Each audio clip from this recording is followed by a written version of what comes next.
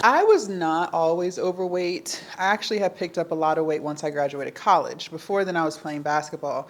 And when I did graduate college, once I stopped running around on the basketball court doing two-a-days, the weight got picked up quickly and I ended up gaining 100 pounds.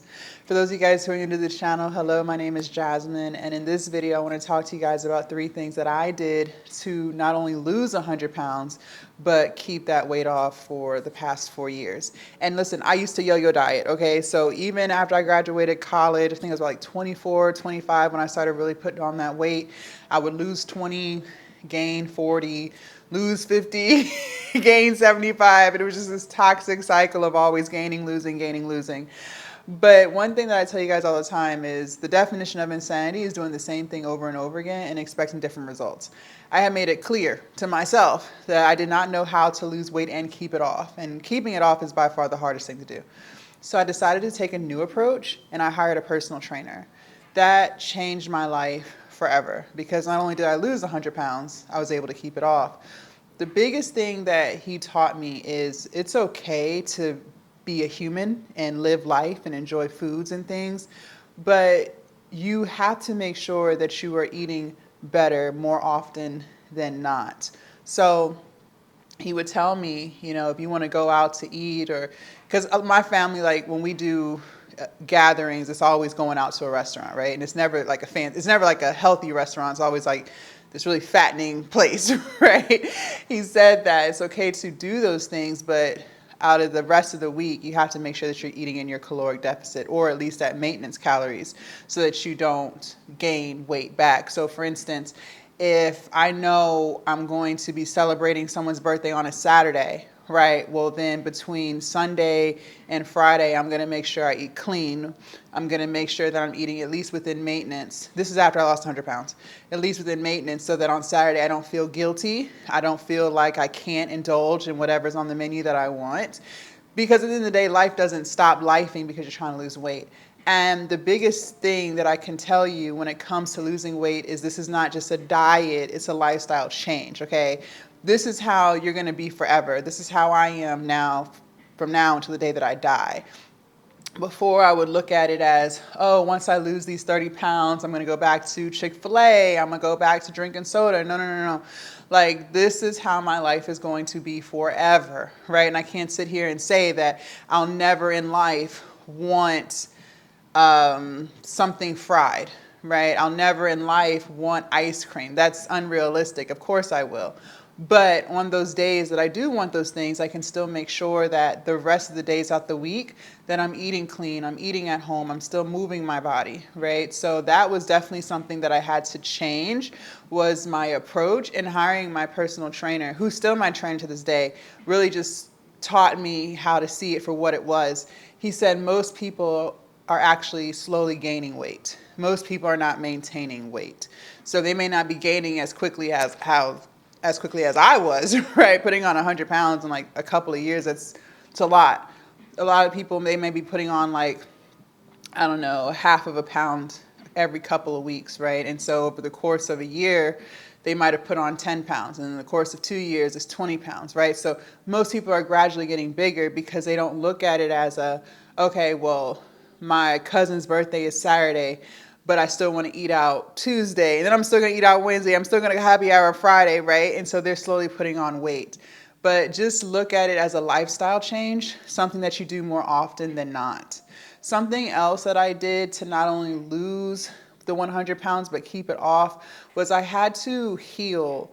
I didn't realize that the reason why I was overeating was because I had anxiety. It was my form of escapism. Well, one of my many forms of escapism. I used to also drink a lot as well. And I went to counseling.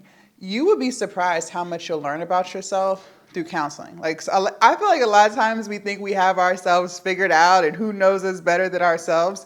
But I'm telling you, it's not healthy to overindulge in food. Like, and the way I was eating, like, I was definitely the person who would get a whole bunch of food. I would eat it. I know damn well I'm stuffed and I'll still eat more. Like, I was definitely a binge eater. That's not healthy.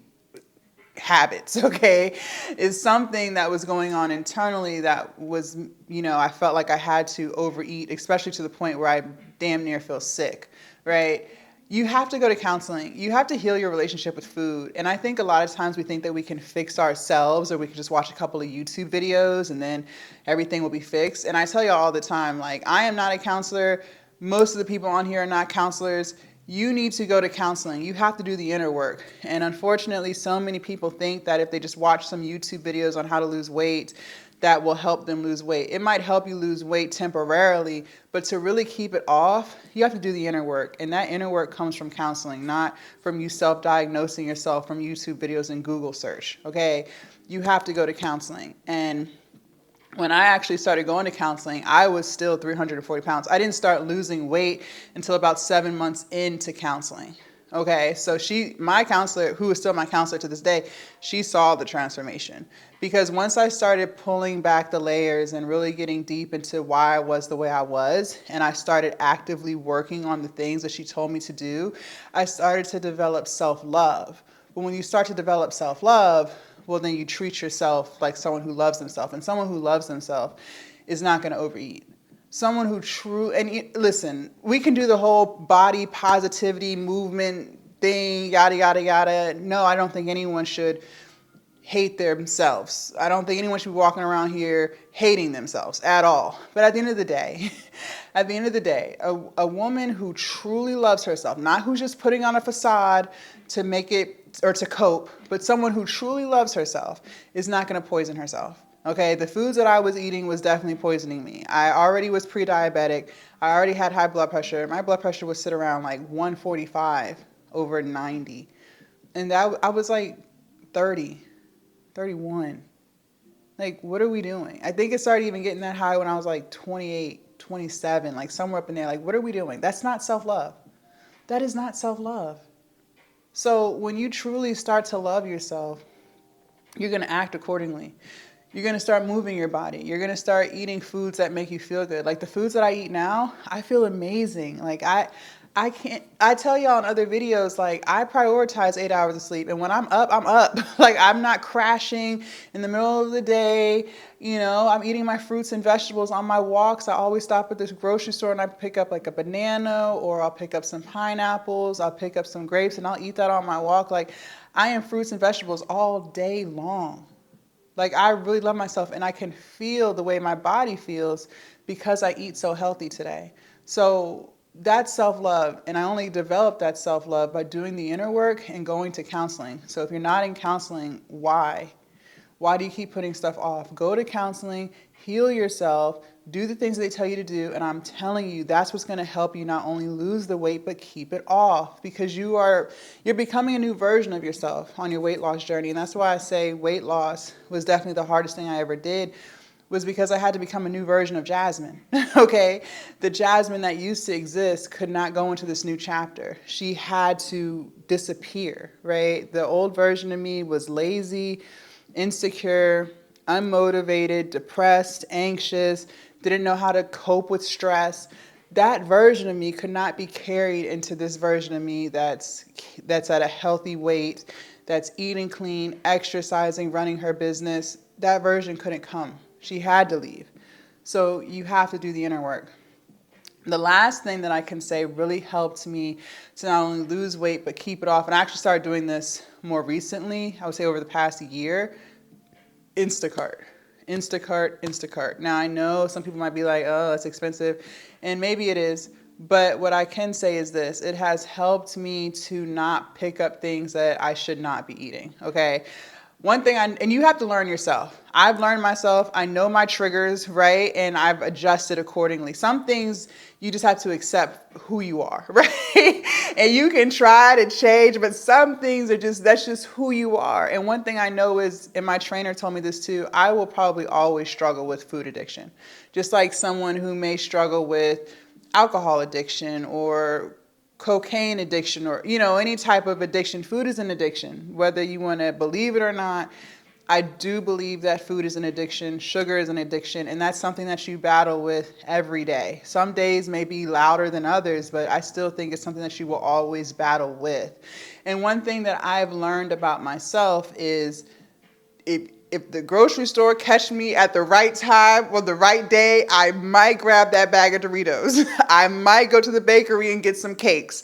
I just know I might stop and get that Ben & Jerry's ice cream. If they catch me on the right day, I just might do it, right?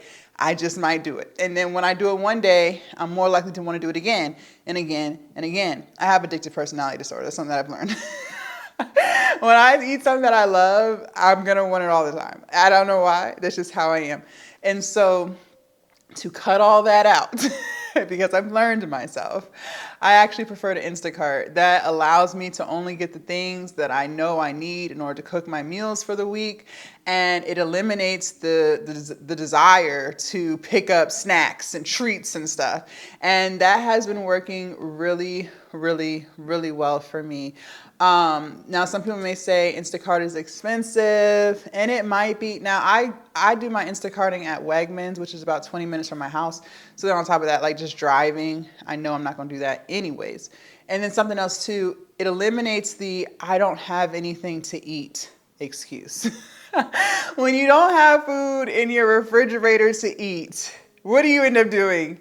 You end up going on DoorDash and ordering something you know damn well you shouldn't be eating. So to eliminate all of that, to eliminate the, oh, I'll go to the grocery store tomorrow thing, I Instacart, because now I can't use the excuse of, well, I don't have anything to eat because Instacart is on the way. Now I can't use the excuse of, well, I guess I got to do DoorDash, or I guess I got to go pick something up because I don't have any food at home. I'm telling you, it has been a game changer for me, and I'm still trying to lose another 20 pounds. So it has definitely just been a game changer for me. I've learned myself. Something else I'll add in too, never go to the grocery store when you're hungry. I used to be notorious for this when I was first getting into my weight loss. I would go to the gym. I would go to the grocery store after I left out the gym, and I would find myself getting snacks because I was so hungry from the gym. And I'm telling you, the grocery store, they know what they're doing. You are not above the program. They know exactly why they're placing foods throughout the grocery store, because they want you to grab it, okay? You're not above the program. So when you go to the grocery store hungry, you are more likely to pick up foods that you shouldn't be eating just because you're hungry. When you're hungry, you're not yourself, okay? You're just going to grab something.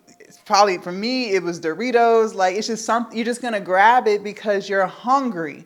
So always make sure you have some type of snack or something in your lunchbox. If you carry your lunchbox around with you throughout the day, I started bringing overnight oats for me to eat after the gym.